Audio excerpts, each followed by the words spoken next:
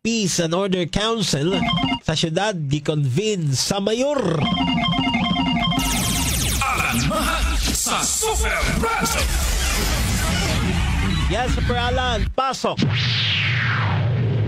Outgoing Mayor Raymond Alvin Garcia din sa Dakbayan sa Sugbo ang nakadawat og Certificate of Appreciation gikan mismo sa DILG Cebu City Director Nelia Aquino kini may kalambigitan sa support dinhi ingon leadership sa Peace and Order Council dinhi mismo sa Dakbayan sa Sugbo.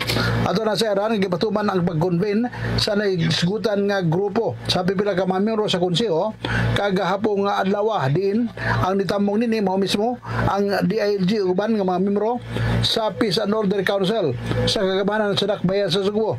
Gipahimugatan sa mayor ang iyang hugot ka suporta sa Peace and Order din mismo sa Dakbayan sa Sugbo ni Matubaria mo kini iyang top priority sa tanan nga mga programa nga gipatuman din mismo sa Dakbayan sa Sugbo aron ma-address ang tanan nga mga problema isbilabi na sa criminality. Ako sa Alan Mahayt sa Jamie Super Radio DYWS dapat totoo. Morning na Cebu!